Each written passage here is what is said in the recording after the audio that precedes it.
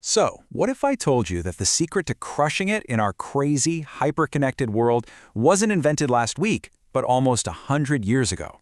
Yeah. Let's dive in because we're about to translate some of the most powerful advice on human connection ever written into a modern playbook that you can start using, well, today. Okay, quick question. What's the most important factor for your financial success? Is it your technical skill, your degree? Nope, not even close. Research from the Carnegie Institute of Technology found that a jaw-dropping 85% of your financial success comes down to something they called human engineering. Basically, it's your people skills, your ability to communicate, to lead, to connect. Only 15% is about what you technically know. Think about that. And hey, this isn't some new age, feel-good idea. I mean, one of the wealthiest people in all of history, John D. Rockefeller, said it himself. He knew that the real currency in business and in life isn't just what you know, it's how well you can actually deal with other people. In the instruction manual for that priceless skill? Well, it dropped all the way back in 1937. It was Dale Carnegie's game-changing book, How to Win Friends and Influence People. So today we're going to crack it open, pull out the absolute best of the best, and retool it for right now. But first, before we get to the playbook, we have to talk about what not to do. These are the 5 big deal breakers, the social mistakes that quietly kill your success, whether you're trying to close a deal, lead your team, or just, build a solid relationship. All right, the first mistake, and it's probably the most common one, is criticizing, condemning, or complaining. It feels so natural, right? When something goes wrong, our first instinct is to point fingers, but it is almost always a losing move. And here's why it's such a bad idea. The psychology here is key. Carnegie says criticism doesn't actually fix anything long-term. All it does is put people on the defensive. You're wounding their pride. You're making them feel small. And the only thing you get in return is resentment. It just flat out does not work. Mistake number 2. Oh boy, and let's be honest, we've all been guilty of this one. Trying to win an argument. We get so laser-focused on proving that we're right that we totally lose sight of the bigger picture. And here's the absolute truth about arguing. You can't really win. I mean, even if you obliterate them with facts and logic, what have you actually accomplished? You've probably just made them feel defensive and lost their goodwill. Carnegie said that 9 times out of 10, an argument just ends with both people being more sure than ever that they were right all along. So the only real way to win is to just not play the game. Now, this one is a close cousin to arguing, but it's way more direct and honestly a lot more damaging. The 2 simple words, "you're wrong," can be like a social hand grenade. I mean, just think about how that feels. When you tell someone they're wrong, you're not just disagreeing with their point, you're attacking their judgment, their intelligence. You strip them of their dignity, and boom, just like that, you're the enemy. There are so many better ways to handle a disagreement.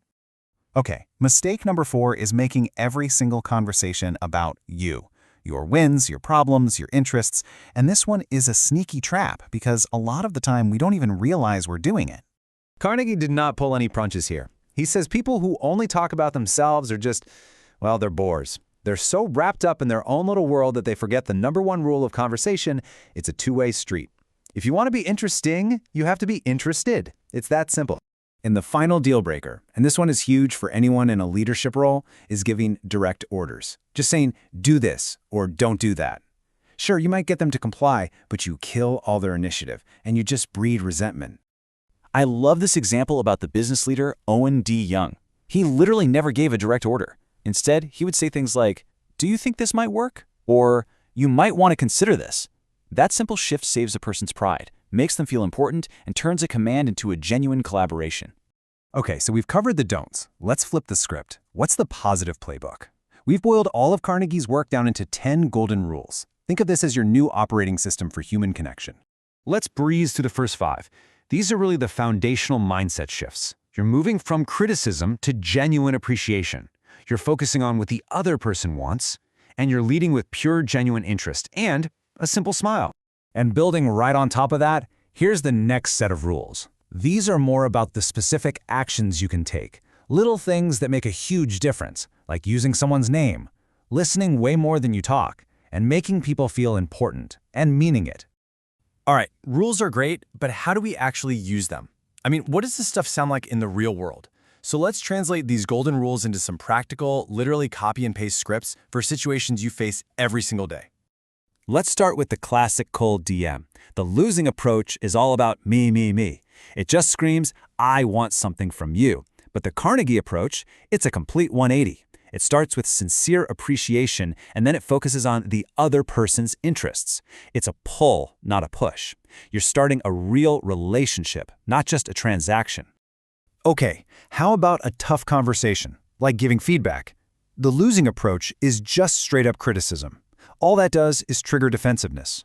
But look at the Carnegie approach. It's genius. You start with praise, you show humility by talking about your own mistakes first, and then you ask a question instead of giving an order. It's not criticism anymore, it's coaching. This even works in a negotiation. The losing approach just starts a fight right out of the gate by saying, "You're wrong."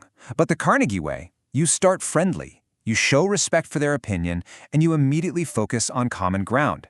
It's all about getting them to say yes to the idea of working together before you even get into the nitty-gritty. Now, these scripts are powerful, but the real goal isn't to walk around reading from a teleprompter, right? It's to make these principles an automatic habit. So here's a simple, repeatable routine that will help you master this stuff for life. That's it. At the end of each day, just take 5 minutes, that's all, and ask yourself these 4 questions. First, just replay your interactions. Second, where did you give some honest praise? Third, be real with yourself. What was one mistake you made, and how could you have handled it differently?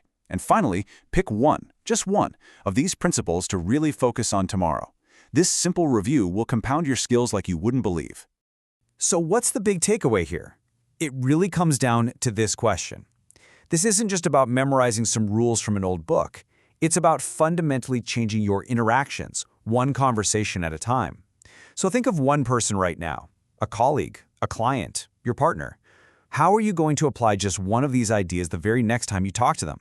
Because that is how you turn these ideas into real-world results starting right now.